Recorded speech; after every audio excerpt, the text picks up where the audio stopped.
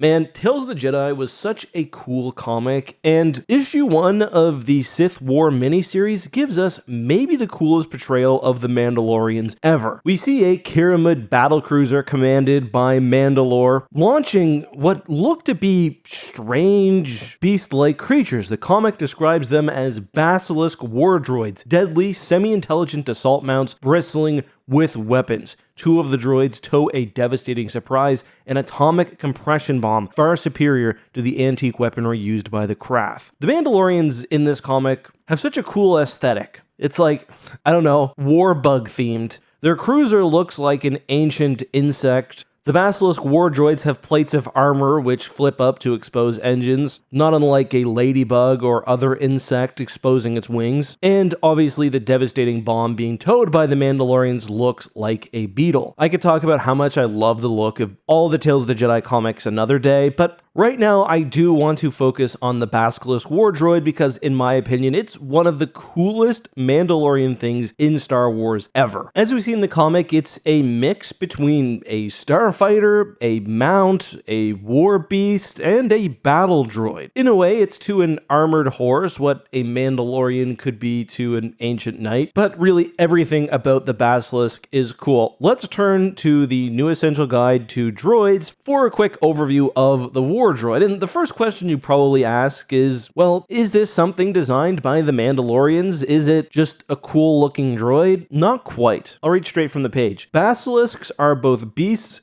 and machines. The Mandalorians did not build them, but looted them from the poison Basilikian, is that right? Basilikian homeworld. The self-aware alien constructs became loyal companions to the Mandalorians and their closest allies in battle. The page continues explaining that the intelligence level of a war droid was only slightly higher than that of a domesticated animal, and that the Mandalorians essentially treated them as such, forming close connections with the beasts, feeding them energy-rich plasma. The Mandalorian and its war mount became inseparable, the beast an extension of the warrior, and if a basilisk was destroyed, it was given a warrior's funeral and tossed into the heart of a star. The suits worn by Mandalorians meant that obviously basilisks could be used in any sort of battle, but most famously, Mandalorian dropships would launch Mandos on their basilisks from orbit. They would crash to a planet's surface, moving fast enough to avoid planet-based fire before ravaging their target and moving on. The beasts, however, were more than capable of fighting not only troops on the ground, but even capital ships in large-scale space engagements. I'll get to the weapons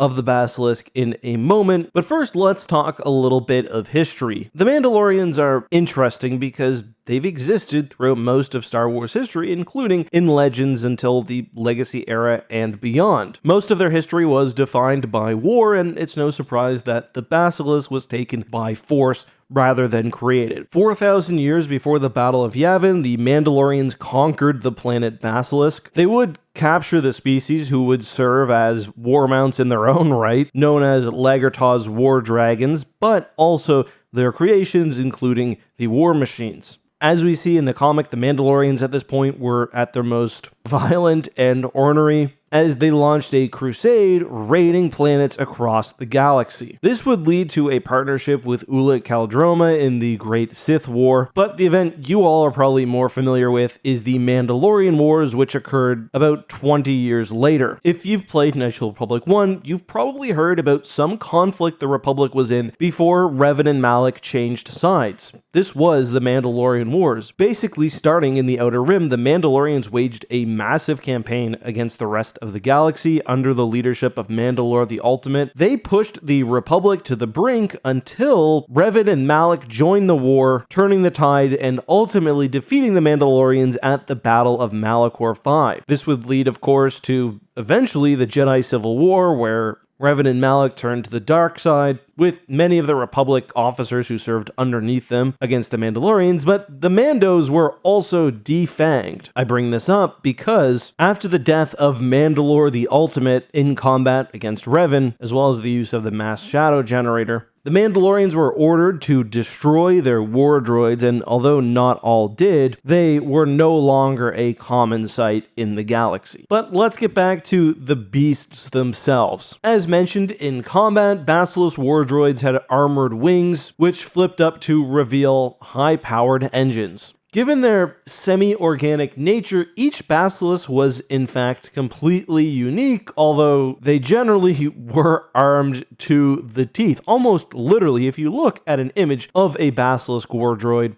the front of the creature is made up nearly entirely of weapons. Specifically, according to the new Essential Guide to Droids, Basilisks typically had a nose cluster of shockwave generator rods which could fire hull-puncturing plasma bursts. They had pulse wave cannons, shatter missile launch tubes, as well as other even rarer weapons, alongside, of course, the droid's massive frame, including front claws. Keep in mind, too, that on top of this thing was usually a Mandalorian alongside whatever weaponry they would take. Often on a Basilisk, a Mandalorian warrior would take some form of melee weapon like a spear or axe. It should be worth noted, however, again, according to the new Essential Guide to Droids, that the mount version of the Basilisk was in fact only one model. Others included, and I quote, the wasp-shaped stealth model and the two-seated heavy bomber. Either way, the Basilisk is truly an incredible creation, one of my favorite tools of the Mandalorians. I would love to see it brought into live action through a show like The Mandalorian. Imagine Grogu and Din Djarin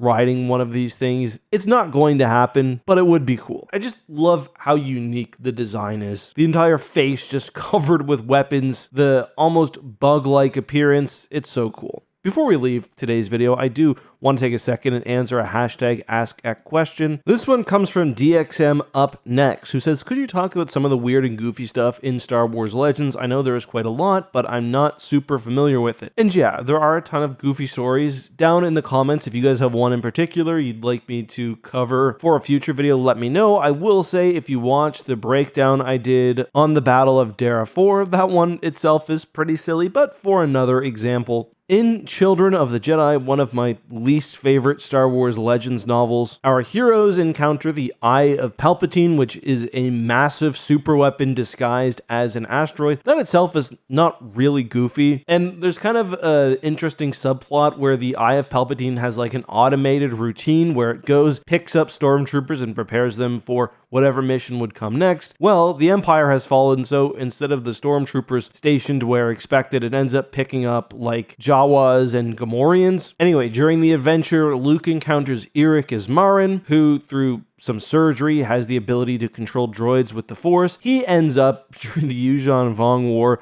becoming a being known as Lord Nyax, which probably should cover that someday. But even crazier, within the Dreadnought Eye of Palpatine, there is the soul of a Jedi Knight, Callista Ming. She's been trapped inside the ship's computers since she initially stopped the Eye some 20 or 30 years earlier. The timeline with the prequels doesn't really work out, but if you ever hear someone talk about Luke falling in love with a computer, that's what they're referencing, because they do fall in love, and she ends up taking over the body of one of Luke's students, and they start a relationship. However, in the new body, she doesn't have the Force. In the next book, her and Luke go to a bunch of locations, including Dagobah and Hoth for some reason, where they're attacked by a group of Wampas, including, if I remember correctly, yes, the Wampa Luke de-armed in episode 5. Oh yeah, then later she is taken over by Abeloth, which is wild.